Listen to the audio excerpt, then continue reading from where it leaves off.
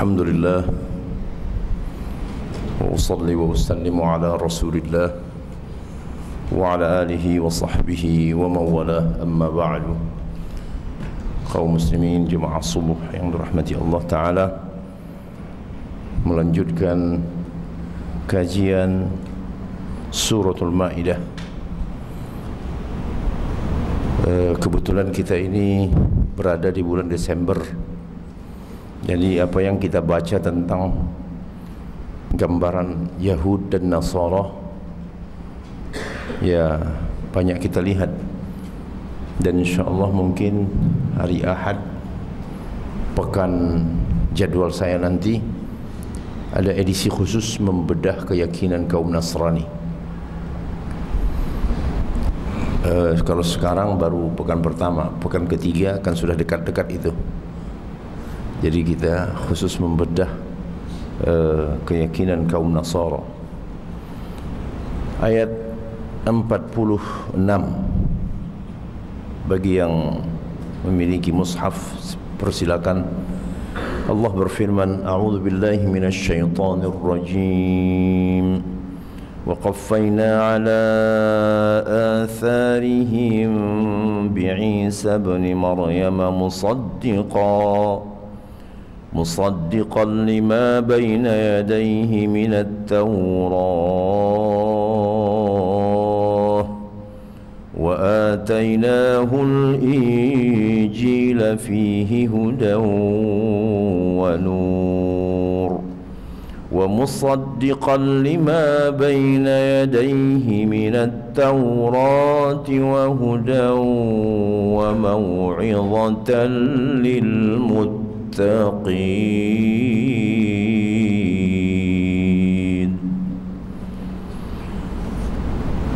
Yang kira-kira kalau kita terjemahkan, kami ikuti setelah mereka itu Isa ibni Maryam. Artinya setelah Musa, Allah mengirim Isa ibni Maryam. Jadi masih ada kan? Masih ada relevansinya pas.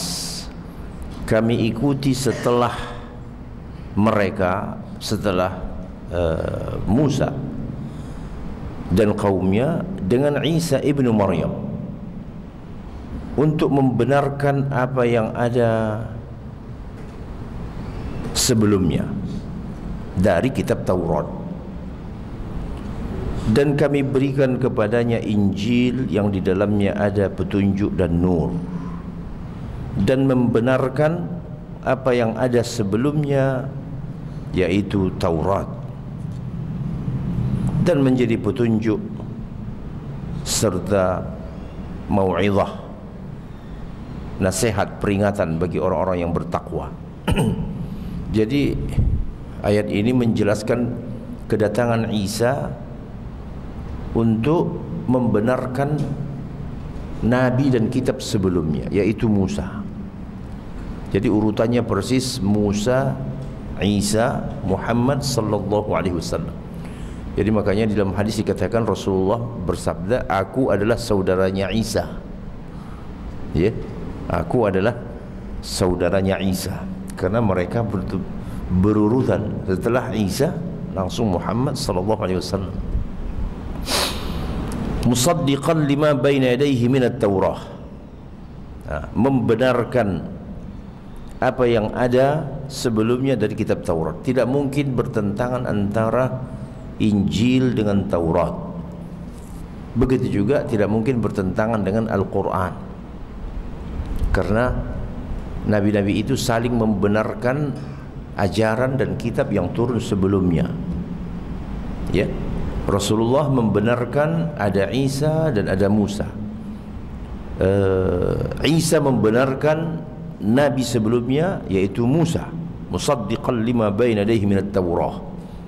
Jadi kitab yang turun dari sumber yang sama tidak mungkin ada terjadi apa? Pertentangan.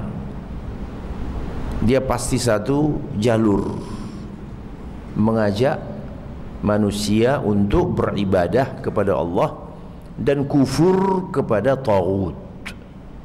Kufur menjauhi syaitan. Karena antara syaitan dengan Allah ini tidak bisa ketemu. Jadi kalau mau mengikuti Allah harus melawan syaitan. Kalau mau mengikuti syaitan berarti apa? Melawan Allah, kan begitu. Itu dua yang tidak mungkin ketemu, antara Allah Ta'ala dengan taghut. An ya'budullaha wajtanibut taghut. Sembah kamu Allah, jauhi kamu taghut. Dua hal yang tidak mungkin bisa ketemu dan tidak mungkin bisa didamaikan. Oh, kita ambil aja jalan tengah, nggak bisa. Bagaimana jalan tengah antara Allah dengan taghut? Harus pilih salah satu. Kalau kita mau dekat dengan Allah, harus jauhi taghut. Kalau seseorang dekat dengan taghut, pasti dia jauh dari siapa? Dari Allah Ta'ala. Nah, jadi fungsi dari Isa musaddiqan lima baina yadayhi minat Taurah, membenarkan apa yang ada sebelumnya berupa Taurat. Lalu kepada Isa kami berikan Injil. Ya. Satu hal yang perlu diperhatikan bahwa Injil disebut di sini bukan Bible yang ada di tangan orang Nasara. Ini kadang-kadang ada di antara kaum muslimin yang kebingungan ataupun salah faham. Kenapa kita meributkan mereka? Kan kita percaya kepada Injil yang ada di tangan orang Nasara. Nah, ini salah memahami. Yang kita imani itu Injil yang turun kepada Isa, bukan Injil yang ada di tangan kaum Nasara. Itu dua hal yang berbeda.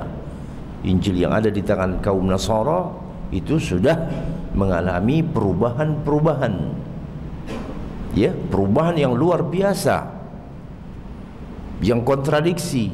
Jadi tidak mungkin seorang mukmin menerima atau percaya kepada Injil yang ada di tangan kaum Nasara sekarang.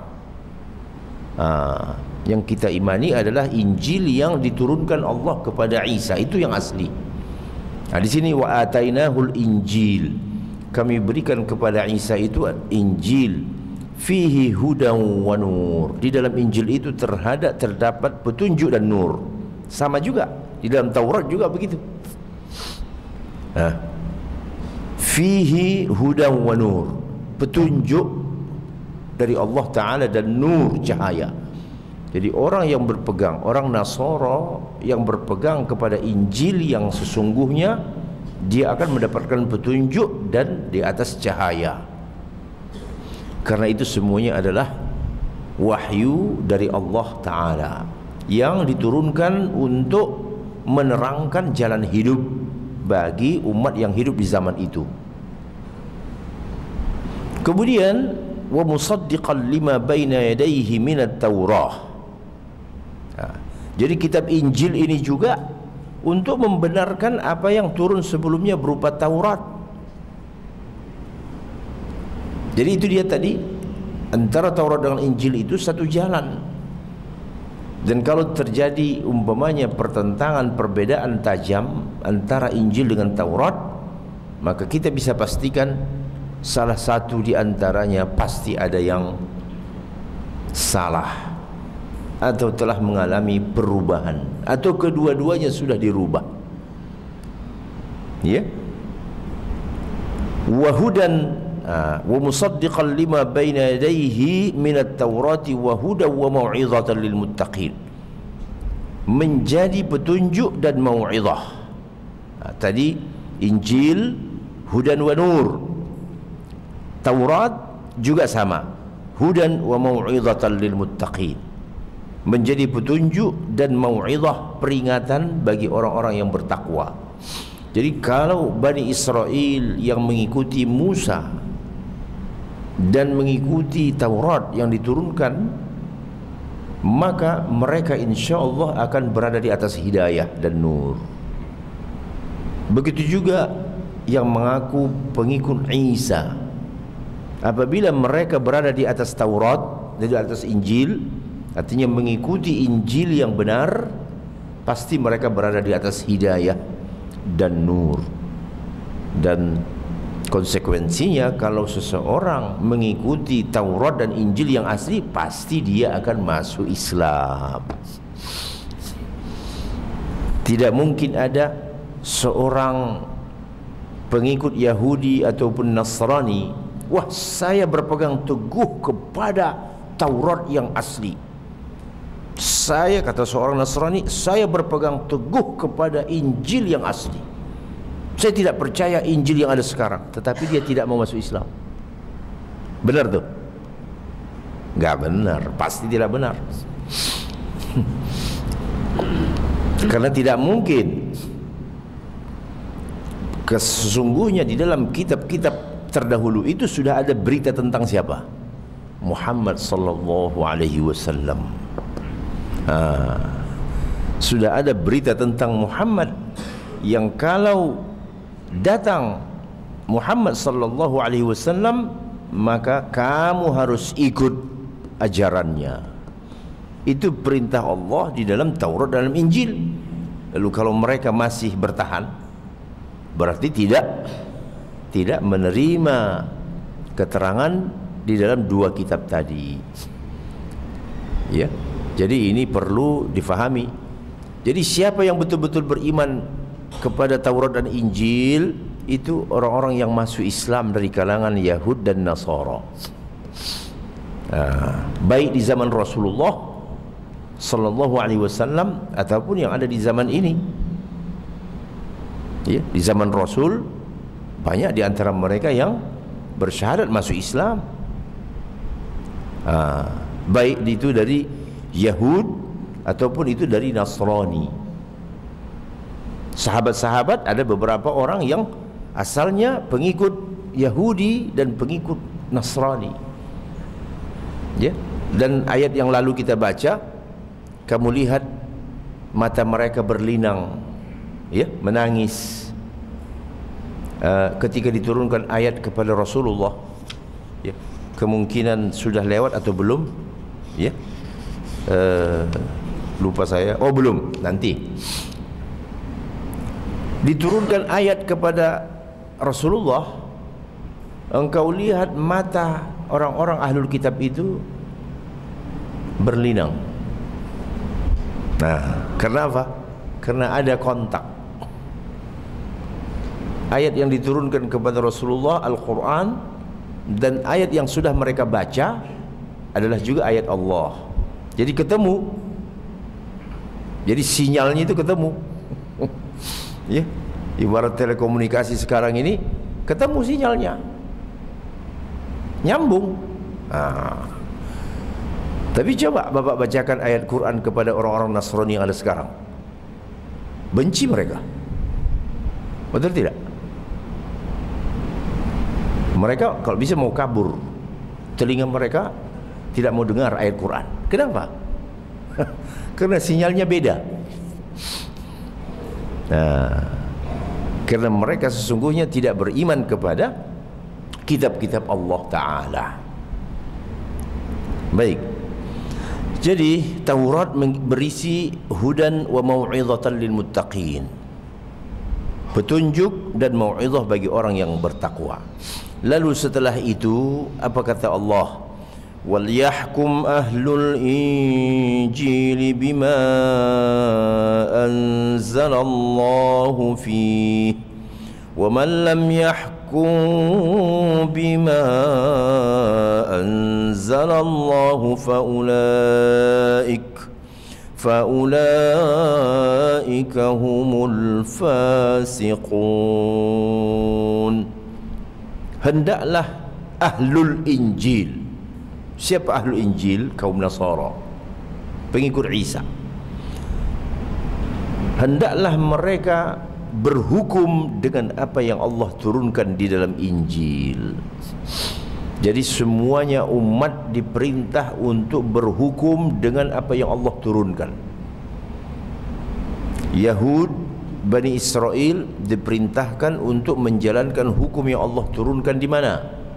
Di dalam Taurat. Umat Nasrani diperintahkan untuk menjalankan hukum yang diturunkan di dalam Injil. Begitu juga kita. Ya, begitu juga umat Muhammad sallallahu alaihi wasallam. Ini ayat-ayat ke depan ini ke kita ini. Nah, ini yang sekarang ini kepada umat Nasrani, Ahlul Injil. Mereka disebut Ahlul Injil.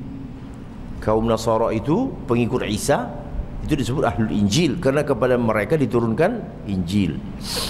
Sedangkan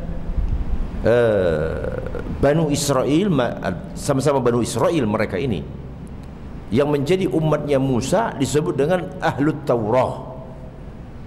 Ya. Nah, di sini hendaklah Ahlul Injil itu menjalankan atau berhukum dengan apa yang Allah turunkan di dalam Injil. Wa man lam yahkum bima anzalallahu faulaika humul fasiqun. Barang siapa yang tidak berhukum dengan apa yang Allah turunkan, mereka itu orang-orang yang fasik. Lengkap sudah 3, Pak. Yang lalu sudah kita baca, wa man lam yahkum bima anzalallahu faulaika humul kafirun. Yang kedua sudah kita baca, wa man lam yahkum bima anzalallahu faulaika humul zalimun. Barang siapa yang tidak menghukum dengan apa yang Allah turunkan, mereka itu orang zalim. Yang sekarang, wa man lam yahkum bima anzalallahu faulaika humul fasiqun. Siapa yang tidak menghukum dengan apa yang Allah turunkan, mereka orang fasik. Walaupun asal ceritanya ini masing-masing dibagi 3. Yang kafirun itu kepada kita orang mukmin, yang tidak menjalankan Al-Quran, kata Allah kafirun. Kemudian yang zalim itu kepada Yahud, yang diturunkan kepada mereka Taurat, yang tidak menjalankan hukum Taurat disebut zalim. Kaum Nasara. Yang ketiga, yang tidak menjalankan hukum Allah di dalam Injil disebut apa? Fasiqun. Tetapi ini artinya cerita awalnya begitu. Tetapi ketika dia sudah menjadi keterangan dalam Al-Quran itu kepada kita seluruhnya ini. Jadi kalau kita tidak menghukum dengan apa yang diturunkan Allah dalam Al-Quran, kita jadi kafir, kita jadi zalim, kita jadi fasik. Ya, jadi ngeri ya. Tidak tanggung-tanggung ini. Membuat orang tidak tidur kalau sudah mendengar 3 ayat ini. Wa man lam yahkum bima anzalallah. Ya, kenapa? Karena kita hidup di zaman di mana penguasa tidak lagi berhukum dengan hukum Allah. Mereka menghukum dengan hukum buatan manusia. Manusianya kafir pula lagi. Ya Belanda, Pak. Belanda lah yang membuat hukum itu menjadi kitab undang-undang, entah hukum perdatakah namanya, hukum pidanakah namanya, hukum dagangkah namanya, dan itulah yang dijalankan di pengadilan-pengadilan untuk menghukum kita.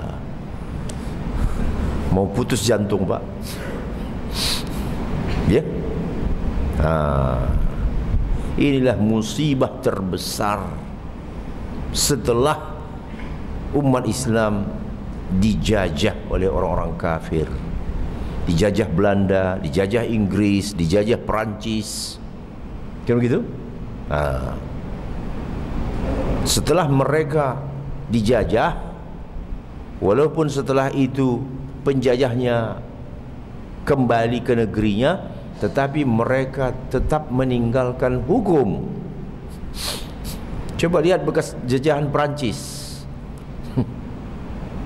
Ya, menjalankan hukum buatan Perancis. Koloni Inggris tetap menjalankan hukum Inggris.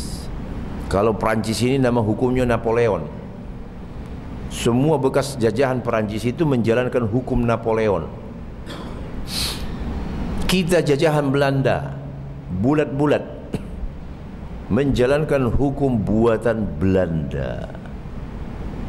Bagaimana ini nanti berhadapan dengan Allah? Ya, semuanya kita pasti ditanya. Tak mungkin tidak. Walaupun berat ringan pertanyaan ini tergantung posisinya. Kalau dia pernah jadi presiden Indonesia, pokoknya pejabat tinggi itulah, ketua MPR kah namanya, DPR kah namanya, anggota DPR, pejabat-pejabat yang mengambil keputusan, Mahkamah Agung. Waduh, la ilaha illallah. Ngeri, ngeri, betul-betul ngeri. Sementara kita mengaku kita ini Muslim, ya, bulan Ramadan kita puasa, salat kita 5 waktu, tetapi kita tidak, sedikit pun kita tidak tersentuh dengan ayat-ayat ini. Siapa yang tidak menghukum dengan apa yang Allah turunkan, mereka kafir. Nah, kita pasti juga akan ditanya, kamu beriman enggak kepada apa yang diturunkan Allah? Walaupun mungkin itu dia tadi, berat ringannya pertanyaan itu beda. Nah, kalau kita, yang pertama iman kita, kamu beriman enggak kepada ayat ini? Nah, kalau kita beriman kepada ayat ini, pasti ada konsekuensinya. Hati kita menolak hukum yang dibuat oleh manusia yang bertentangan dengan hukum Allah. Minimal hati harus menolak. Jangan sampai hati menyetujui. Termasuk mereka yang belajar di fakultas hukum. Itu ekstra berat itu, belajar kuliah di fakultas hukum. Akidahnya harus betul-betul dimantapkan bahwa yang kamu pelajari ini adalah hukum buatan manusia yang jelas-jelas itulah yang dikecam di dalam Al-Quranul Karim. Niatmu apa? Ya, begitu juga yang disebut dengan orang yang menjalankan hukum, pengadilan, kejaksaan, kepolisian. Ini semuanya berat tanggung jawabnya di hadapan Allah Subhanahu wa ta'ala. Yang pertama nanti ya diperiksa adalah bagaimana keyakinan mereka. Apakah mereka beriman kepada yang Allah turunkan, atau mereka sudah mengatakan ini hukum yang buatan manusia inilah yang terbaik. Kalau begitu, hati mereka berkata sesungguhnya mereka telah keluar dari Islam. Mereka telah keluar dari Islam. Ya, beruntunglah orang-orang yang hidup di negeri yang menjalankan hukum Allah. Tetapi itu pun tidak banyak, Bapak. Ya, hanya beberapa negara. Tidak cukup 5 jari kita ini. Ya. Jadi inilah yang terus-menerus menjadi pikiran kita, agar setiap muslim merenungkan ayat ini dan berusaha semampunya, sekuat tenaganya, dalam batas-batas kemampuannya. Sesuai manusia kan sesuai dengan kapasitasnya sendiri-sendiri. Seorang ahli beda dengan seorang orang awam. Seorang pengambil keputusan beda dengan orang rakyat biasa. Itu beda. Nah, da'i beda lagi nih. Da'i, mubaligh, ustaz, dia harus sampaikan ini. Dia harus ajak manusia untuk kembali kemana? Kepada hukum yang diturunkan Allah Ta'ala. Di zaman ini kita hidup dalam sebuah lingkungan yang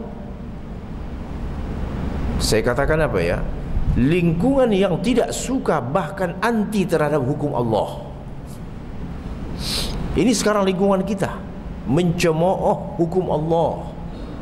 Kalau kita bicara tentang hukum Allah, mereka mencemooh, mencibir, mengejek, melecehkan. Ini kalau menurut bahasa akidah apa? Ini orang sudah keluar dari Islam, Bapak. Walaupun dia salat, walaupun dia puasa, dia mencemooh hukum Allah, dia sesungguhnya telah keluar dari Islam. Jadi semua ada tingkatan-tingkatannya. 3 ayat berturut-turut tadi, dari mulai 44, 45 dan 47. Wa man lam yahkum bima anzalallah faulaika humul kafirun faulaika humul zalimun faulaika humul fasiqun. Jadi upaya kita sebagai orang awam ini apa? Yang pertama, beriman tadi. Kita beriman betul. Kalau ditanya bagaimana pendapat kamu tentang hukum seperti qisas, rajam, cambuk, apa lagi? Potong tangan, apa lagi?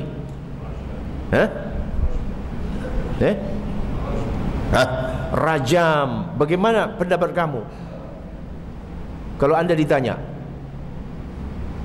di sini akan kelihatan seorang mukmin pasti akan menjawab itu yang benar. Itu yang benar. Hukum di luar itu tidak benar. Tapi saya hidup di sebuah sistem negeri yang sistemnya tidak berhukum dengan ini. Tentu saya tidak akan bisa dipaksa melakukan sesuatu yang di luar batas kemampuan saya. Tapi keyakinan mutlak. Ini namanya al-iman. Nah, tapi kalau sekiranya kita di dalam sebuah posisi bisa melakukan itu, kita wajib, Pak. Ya. Siapa mereka yang mengambil keputusan? Presidenkah namanya? Ya. Apakah dia ketua MPR dan seterusnya? Petinggi-petinggi, kepada dia akan lebih keras kewajiban ini. Ya, jadi hadirin yang dirahmati Allah, yang jelas hukum Allah itulah satu-satunya yang benar. Ya, hukum yang dibuat oleh manusia, apalagi yang membuatnya adalah orang kafir, sekiranya pun mereka orang muslim yang membuat hukum itu pasti batil apabila bertentangan dengan siapa? Dengan hukum yang Allah turunkan. Ya, ini betul-betul harus dimantapkan ini. Harus dimantapkan.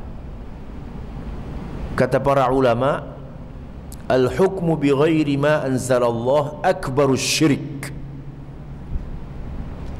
Berhukum kepada apa yang tidak diturunkan oleh Allah Ta'ala itu sebesar-besar syirik. Syirik yang paling dahsyat itu adalah berhukum dengan apa yang tidak diturunkan oleh Allah.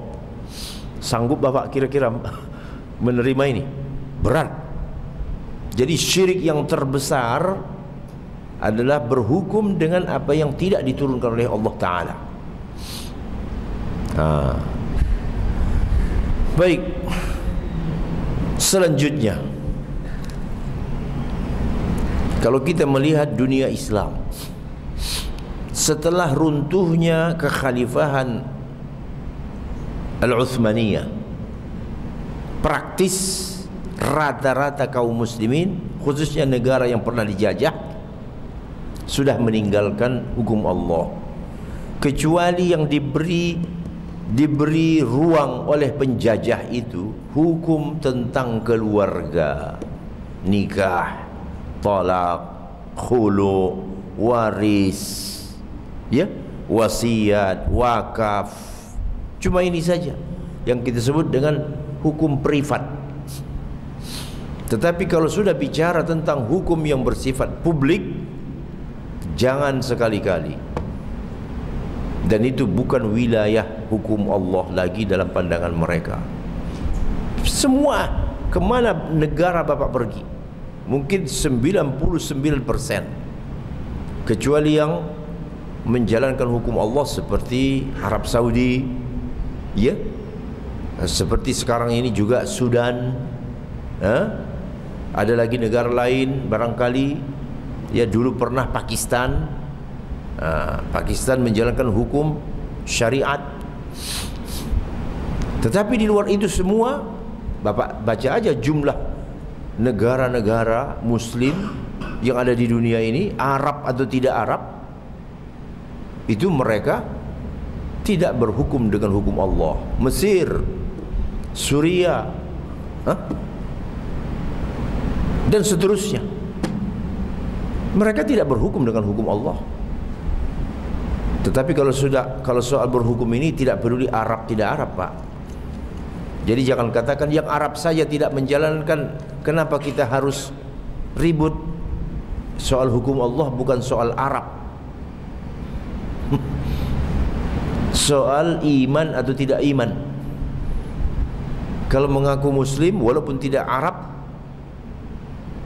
wajib menjalankan hukum Allah itu. Nanti di akhirat kita tidak diterima alasan, saya kan bukan Arab ya Allah. Bisa? Ya orang Arab lah yang disuruh itu, tak ada hubungannya. Ini kitab bukan untuk orang Arab, linnasi kaffah, untuk manusia seluruhnya. Kan kita sering itu ya, sering menuding, ya, negara Arab saja tidak. Kalau sudah menjalankan hukum Allah, tidak ada soal Arab tidak Arab, semuanya sama. Nah, jadi inilah yang kita lihat. Jajahan Prancis betul-betul tunduk kepada hukum Napoleon, ya, pidananya semuanya. Itulah bekas negara Prancis, jajahan Prancis itu. Jajahan Belanda, hukum Belanda ini dulu diadopsi dari hukum Prancis. Begitu. Prancis menjajah Belanda, dalam tanda petik menjajah, artinya secara hukum, ya. Jadi dari Belanda ke kita. Jadi inilah yang menjadi musibah yang berkepanjangan. Ya, ada usaha-usaha untuk melepaskan diri dari hukum Belanda, tapi sampai sekarang sepertinya mereka-mereka ini tidak bersemangat. Sepertinya sudah merasa betah dengan apa? Dengan hukum warisan Belanda itu. Baik, ayat setelah ini agak panjang ini. Kalau Bapak lihat ayat 48 ini panjang sekali. Wa anzalna ilaikal kitaba bil haqqi musaddiqan lima baina yadayhi minal kitabi wa muhaiminan alaihi fahkum bainahum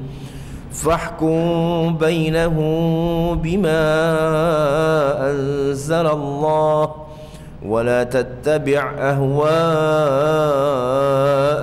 عما جاءك من العلم لكل جعلنا منكم شرعة ومنهاجا ولو شاء الله لجعلكم أمة واحدة ولكن ليبلوكم فيما آتاكم فاستبقوا الخيرات إلى الله مرجعكم جميعا فينبئكم بما كنتم فيه تختلفون. Hampir separuh halaman. Kami turunkan kepadamu Alkitab dengan benar. Kitab apa itu? Al-Quran. Jadi Allah tadi bicara tentang Taurat Setelah itu Allah bicara tentang Injil. Sekarang kepadamu ya Muhammad kami turunkan Alkitab. Jadi sebutan Al-Quran itu banyak. Kadang disebut Al-Quran dan di sini disebut Alkitab. Itu semuanya nama lain dari apa? Al-Quran. Dengan hak, artinya dengan benar. Ya pasti benar. Al-Quran ini memang pasti datang dari Allah Subhanahu wa ta'ala. Tidak ada keraguan sedikit pun di dalamnya. Apa fungsinya? Musaddiqan lima baina yadayhi minal kitab, membenarkan kitab-kitab sebelumnya. Betul kan kita sebut di awal tadi? Taurat, Injil, Zabur, Quran, ini semuanya satu arah. Sumbernya sama. Cuma objeknya saja. Untuk siapa? Semua kitab sebelum itu, sebelum Al-Quran, hanya diturunkan untuk masyarakat tertentu, tidak bersifat universal. Satu-satunya kitab yang bersifat universal Al-Quranul Karim. Al-Quran ini kalau kita meminjam yang tadi, Taurat, Injil diturunkan untuk siapa? Banu Israel. Al-Quran diturunkan bukan untuk orang Arab. Ini jangan salah ini. Kalau Taurat untuk Banu Israel, Injil, Zabur untuk Banu Israel, jangan katakan bahwa Al-Quran untuk bangsa Arab. Sekarang ini kan memang ada upaya ke arah itu. Ya? Upaya menjauhkan kita dari Al-Quran, seolah-olah Al-Quran ini bukan untuk kita. Bahasanya aja bahasa Arab umpamanya, kata mereka. Jadi mau Anda mau bahasa apa? Mau bahasa Indonesia? Ya, Allah sudah memilih bahasa Arab sebagai bahasa Al-Quran. Al-Quran diturunkan untuk seluruh umat manusia. Ini beda dengan kitab-kitab sebelumnya. Wa muhaiminan alaihi, dan yang menjadi parameter terhadap kitab-kitab sebelumnya itu, ya, muhaiminan alaih. Maksudnya apa, Pak? Kalau Bapak mau mengukur isi kitab yang sebelum Quran, apakah itu masih benar atau tidak, lihat apa? Lihat apa? Lihat Al-Quran. Sesuai dengan Al-Quran berarti itu benar. Tidak sesuai dengan Al-Quran berarti itu salah. Inilah fungsi Al-Quran ini, standar menilai kitab yang pernah turun, apakah itu asli atau tidak, apakah itu datang dari Allah atau tidak. Ukur dengan Al-Quran. Nah, ini namanya muhaiminan alaih. Luar biasa ya, Masya Allah. Apa tidak berbangga kita diberikan Allah kitab yang dijadikan sebagai standar mengukur. Coba bayangkan itu, Al-Quran standar ukur. Kalau sesuai dengan Al-Quran berarti itu betul dari Allah. Ya umpamanya dua kaum berbeda, Yahudi tidak makan babi, Nasrani pemakan babi. Sekarang Bapak ukur dari Al-Quran, yang benar mana? Yang benar sikap Yahudi itu, karena Al-Quran mengharamkan babi.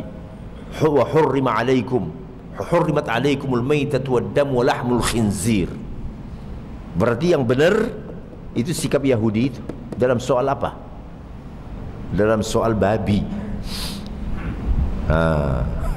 Itu contoh itu. Kemudian umpamanya katakan saja khitan. Orang-orang Nasrani tidak berkhitan, padahal khitan adalah ajaran sejak zaman Ibrahim. Kalau mereka tidak berkhitan, kita tahu bahwa itu adalah ajaran yang salah. Kemudian kalau ada di antara mereka yang memakai hijab, jilbab, siapa itu di antara mereka? Biarawati, kan begitu? Berarti Bapak tahu bahwa itu benar itu. Karena aslinya perempuan dari sejak dahulu diwajibkan Allah memakai apa? Memakai hijab. Jadi kalau ada di antara mereka yang memakai hijab, kepalanya tertutup sampai ke kakinya, Bapak mengatakan ini sisa-sisa yang masih benar.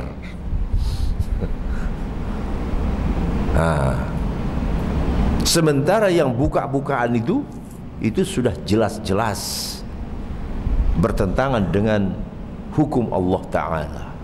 Jadi itulah yang dimaksud dengan muhaiminan alaih,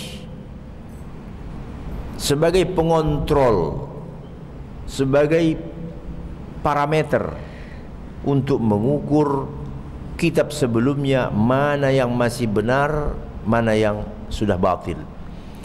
Tentang riba, sama saja. Kalau ada di antara umat sebelum itu hidup sekarang ini mereka masih menghalalkan riba, berarti itu adalah hukum yang salah. Patokannya apa? Al-Quran. Al-Quran mengharamkan riba. Jadi luar biasa ini Al-Quranul Karim, karena dia datang dari Allah Ta'ala. Karena Allah tadi mengatakan wa anzalna, kami turunkan ilaikal kitab bil haq, dengan pasti, tidak ada keraguan sedikit pun. Jangan sampai sebagai muslim ada ragu-ragu. La ilaha illallah, musibah, ya.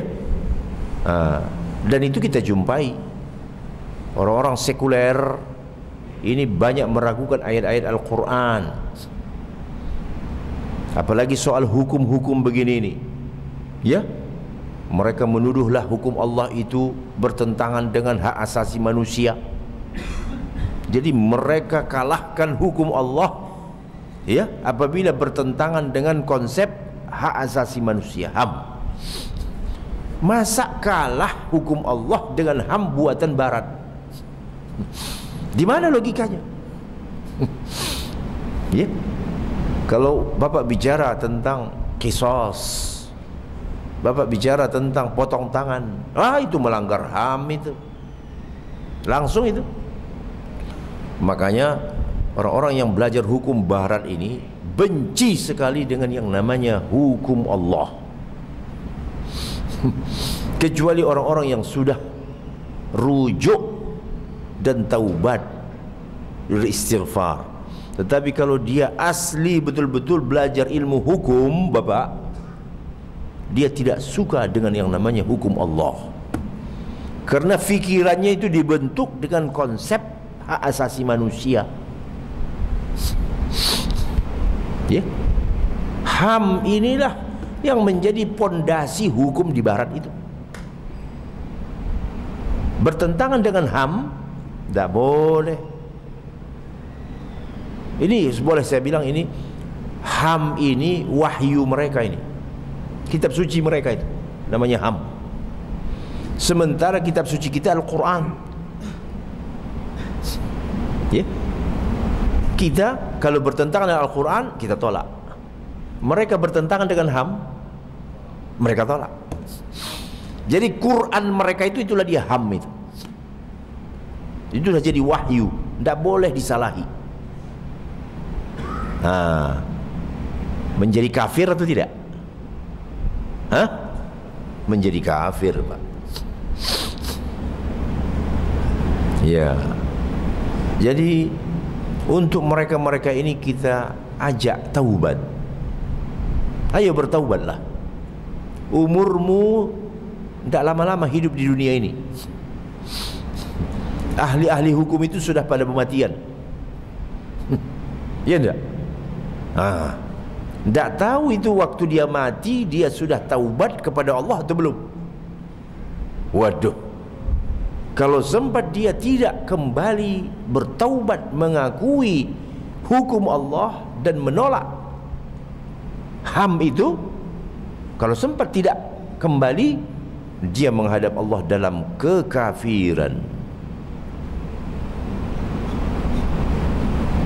Bagaimana tempatnya di yaumul qiyamah? Walaupun dia mengatakan, oh saya kan sholat, saya bulan puasa Ramadan, itu tidak diterima. Karena kamu pecah, keyakinanmu itu kamu pecah dua. Kalau yang menyangkut soal akhirat, soal ibadah, kamu ya kita terima wajib, ya wajib sholat. Tetapi kalau sudah menyangkut hukum Allah yang lain, kamu kalahkan. Kalau sudah berhadapan dengan hak asasi manusia.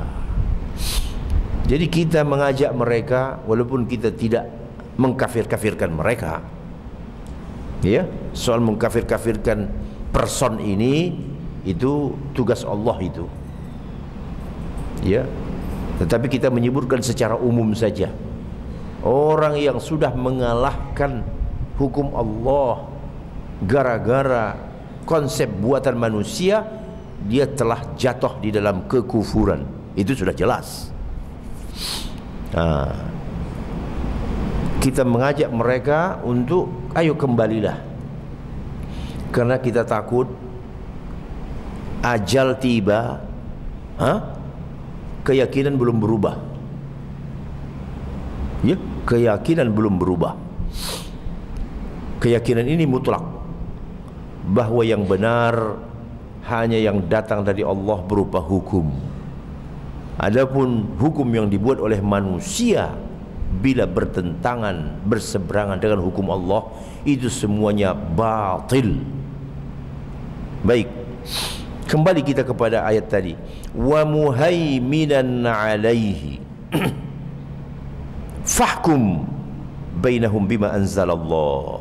Baru turun perintah dari Allah kepada Nabi kita sallallahu alaihi wasallam, Muhammad, hukumlah di antara mereka dengan apa yang Allah turunkan. Nah, ayat ini ketika Allah perintahkan nabinya untuk menghukum siapa? Apakah hanya orang muslim atau semua manusia?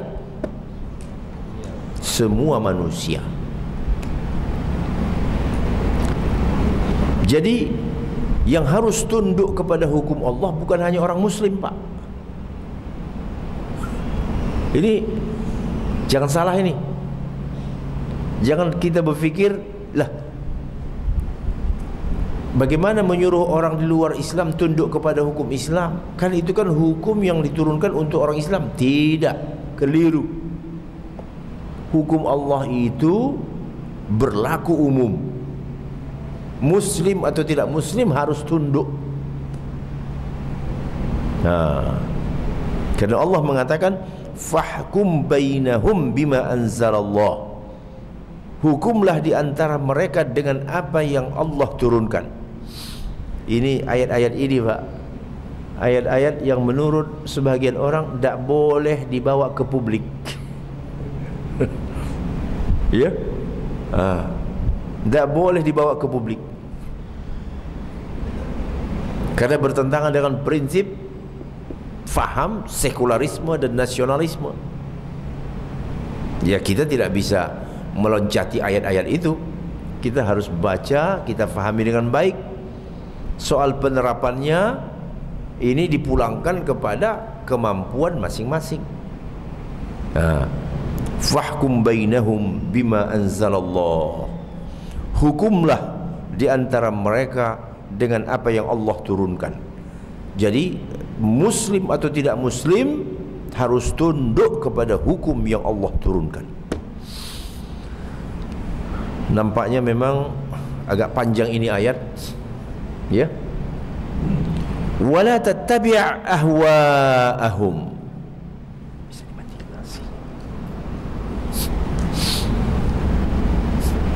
Jangan engkau ikuti kemauan mereka.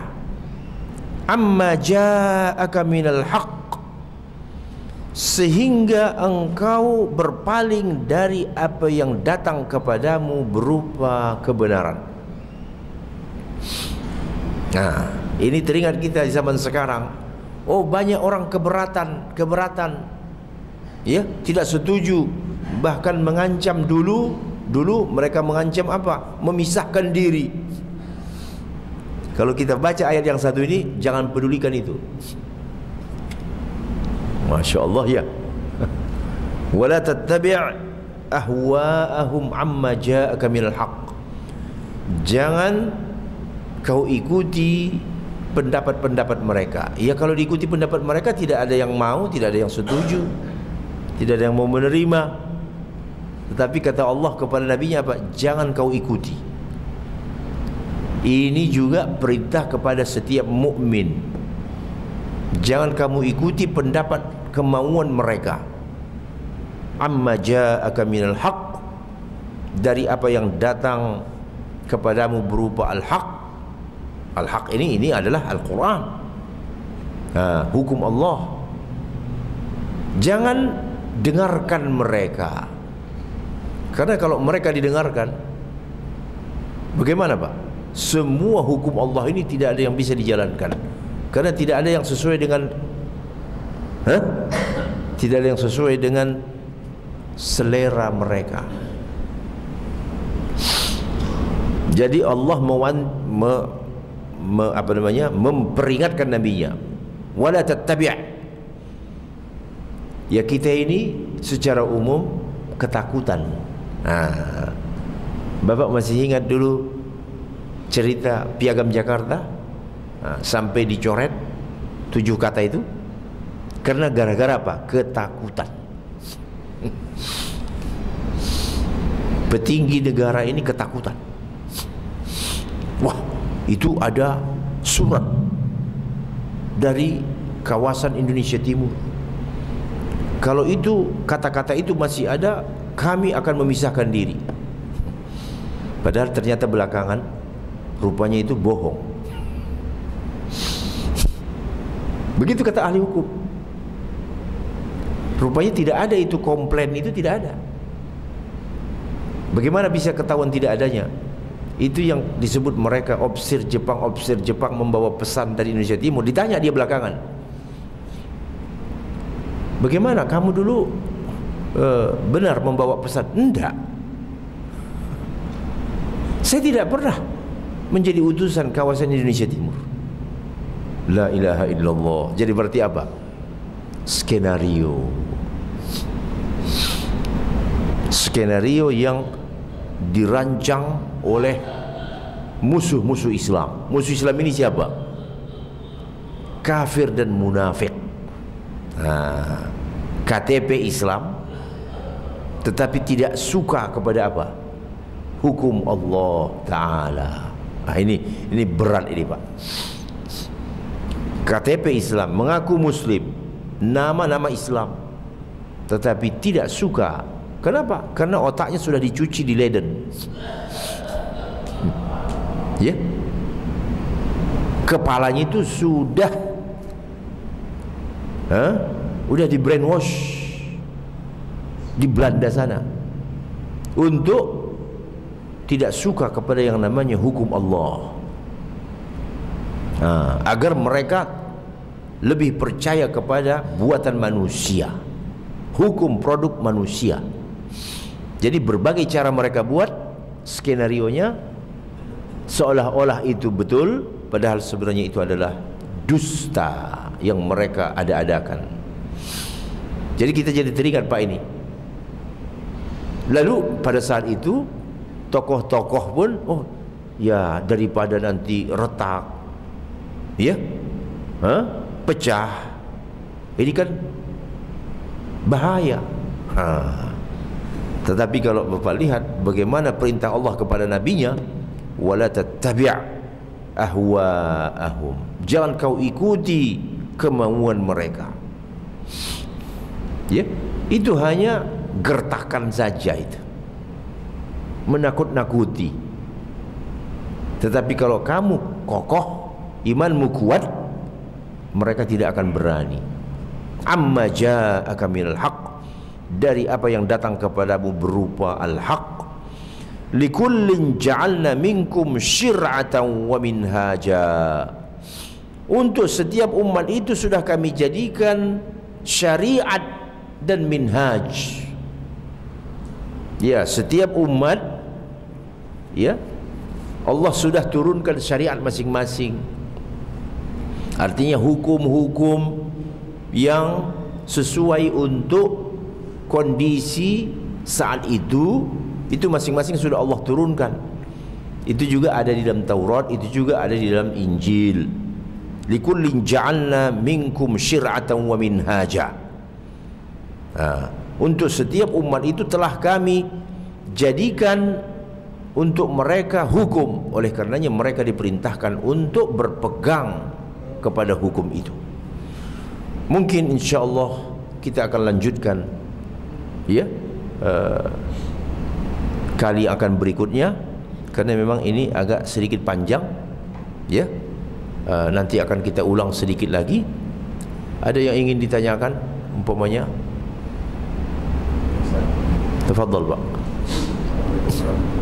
Waalaikumsalam warahmatullahi wabarakatuh. Kita hidup di dalam pemerintahan yang tidak sepenuhnya Islam. Iya. Sekarang bagaimana posisi kita nantinya ini?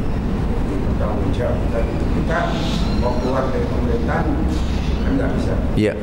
Sementara ada masyarakat yang akan menggunakan secara penuh dan kita ya, kalau penjelasan dari saya, semakin tinggi posisi makin berat tanggung jawab.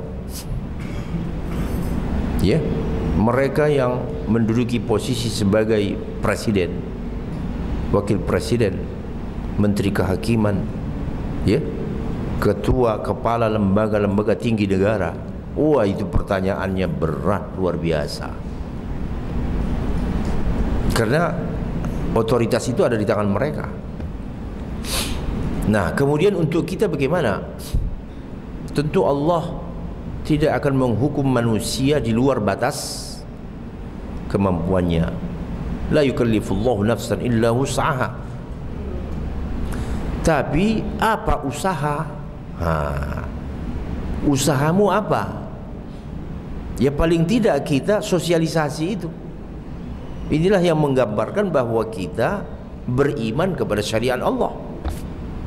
Kita sosialisasikan konsep wajib berhukum dengan hukum Allah ini. Walaupun kita tidak harus menggunakan kekerasan. Itu dua hal yang berbeda. Ya, kita wajib menyampaikan. Nah, kalau dulu ini barangkali inilah tugas organisasi-organisasi Islam itu, lembaga-lembaga dakwah. Itulah tugasnya. Jangan mereka hanya mengajak orang ya kepada kebaikan, begitu ya, tetapi tidak menjadikan ini sebagai apanya? Misi utama. Mengajak orang ke masjid, mengajak orang berzakat, bagus. Tetapi kamu tidak ada pernah nyinggung-nyinggung soal apa? Berhukum dengan hukum Allah. Nah, kamu sudah merasa dirimu manhajmu benar, tetapi kamu tidak pernah menyinggung soal hukum Allah Ta'ala. Bagaimana? Padahal ini yang utama, ya, yang paling utama itu adalah berhukum dengan hukum Allah. Nah, jadi sekarang ini kalau saya melihat, Pak, ya, kalau dulu seperti Masyumi, Muhammadiyah, juga sebenarnya NU juga, ya, Persis, dan rata-rata ormas Islam itu dulu itu memang banyak berbicara tentang hukum Allah. Sekarang organisasi dakwah hampir tidak kedengaran bicara hukum Allah. Ya, hampir tidak kedengaran. Yang dibicarakannya adalah soal-soal yang juz'i, artinya yang sifatnya parsial. Pahala datang ke masjid, kayak begitu. Nah, itu betul, tapi itu parsial itu. Jadi sekarang kalau saya mengatakan ya dari misi utama makin menurun. Kalau organisasi yang dulu ini misi utama mereka mengajak orang ayo kembali kepada hukum Allah. Ya. Jadi perubahan ini Pak dari misi prinsip beralih menjadi ke misi parsial. Bukan parsialnya itu tidak benar, benar, tapi itu posisinya itu tidak mendasar. Bukan itu yang prinsip. Soal cerita pahala-pahala, ya, itu penting, tapi bukan itu yang utamanya, itu bukan itu. Bagaimana manusia mau tunduk kepada hukum Allah, menjadikan Allah itu satu-satunya pembuat hukum. Nah, silakan Bapak baca buku yang saya tulis itu ya, Reformasi Republik Sakit, itu umumnya berbicara tentang itu.